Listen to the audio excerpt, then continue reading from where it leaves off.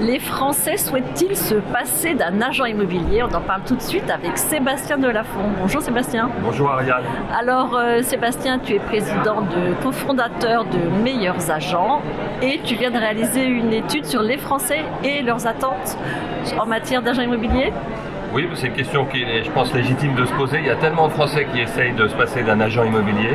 Il y a encore plus de la moitié des Français qui tentent de vendre un bien par eux-mêmes.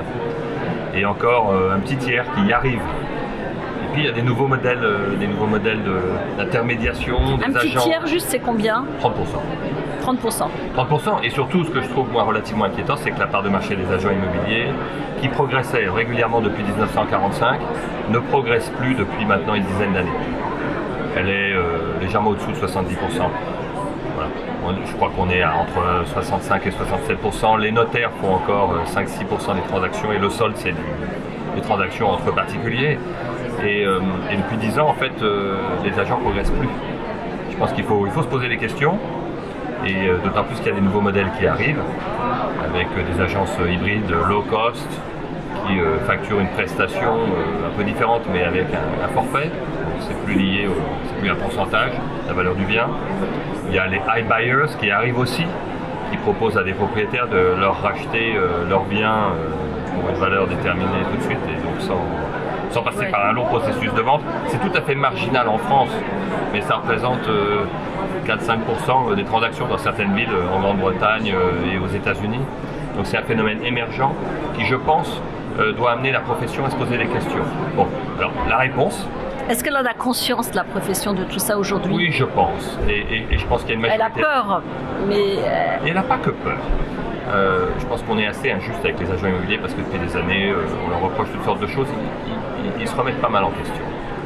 Et nous qui sommes présents dans cette industrie depuis maintenant 11 ans, on a vu les agents immobiliers s'équiper et se remettre en question avec le digital.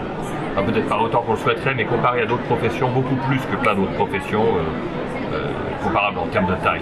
Donc, non, les agents ont pris conscience de la révolution digitale. Est-ce qu'ils ont complètement pris en main tous les nouveaux outils pour mieux répondre aux attentes des consommateurs? Non.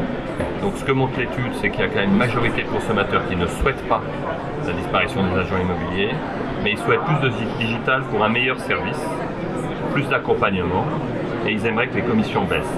Et c'est là où je pense qu'il y a une réflexion à entamer par les agents immobiliers qui doivent s'emparer du digital pour maintenir leur marge, en baissant leurs commissions.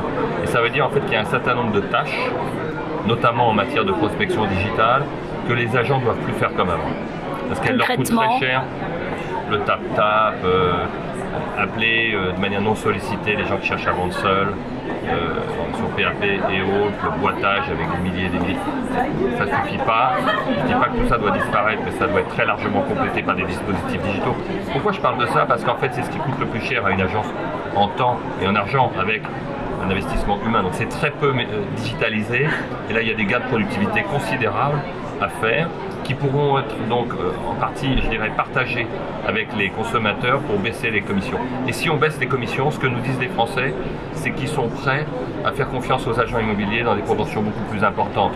Donc il y a probablement un terrain d'entente à trouver pour gagner les cœurs des particuliers, au-delà de ce qu'on fait aujourd'hui, mais en s'emparant du digital, pas que pour diffuser les annonces, mais pour faire de la transparence sur son activité, faire de la transparence sur le niveau de satisfaction de ses clients, pour utiliser des outils de prospection digitale, parce qu'aujourd'hui on sait repérer les vendeurs avant qu'ils soient dans un processus de vente.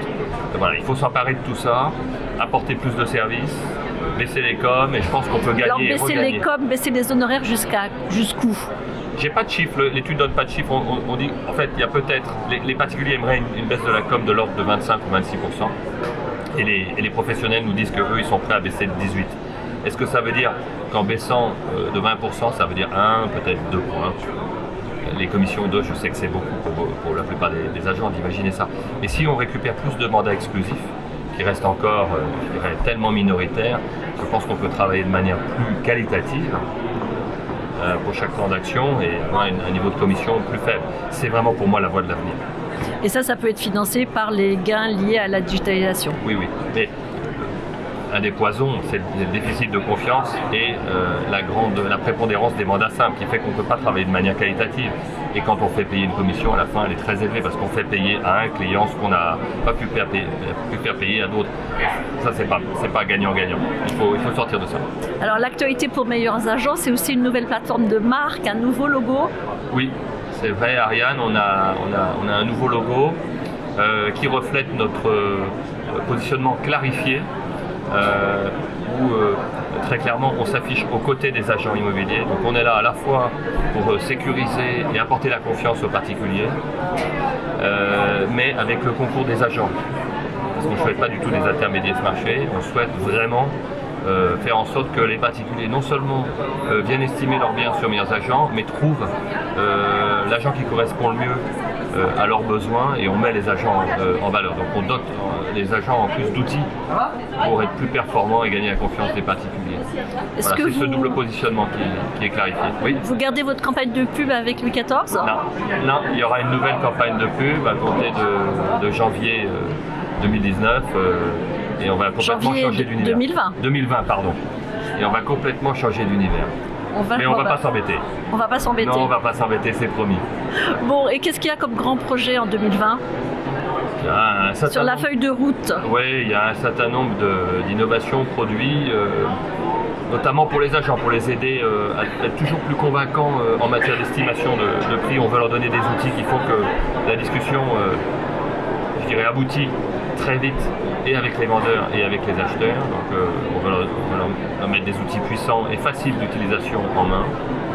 On veut aussi les aider à contacter plus facilement les gens qui viennent sur Meilleurs Agents préparer leur projet de vente.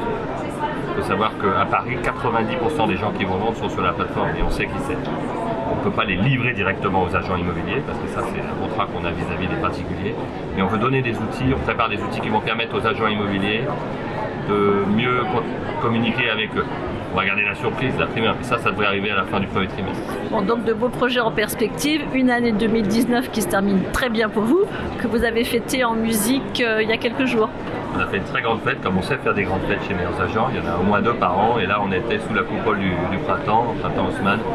On a eu une soirée magnifique, on célébrait aussi le fait qu'on avait rejoint le groupe Axel Springer, ce qui est une excellente nouvelle pour nous, et qui ouvre aussi des perspectives à l'international, notamment en Allemagne.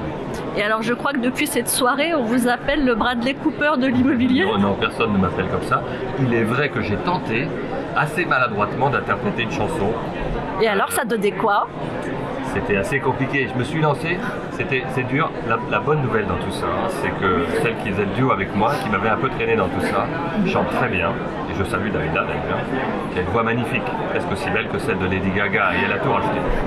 Bon, donc on n'en saura pas plus, on n'entendra rien du tout. Non, c'est censuré. Bon, merci Sébastien. Merci Ariane.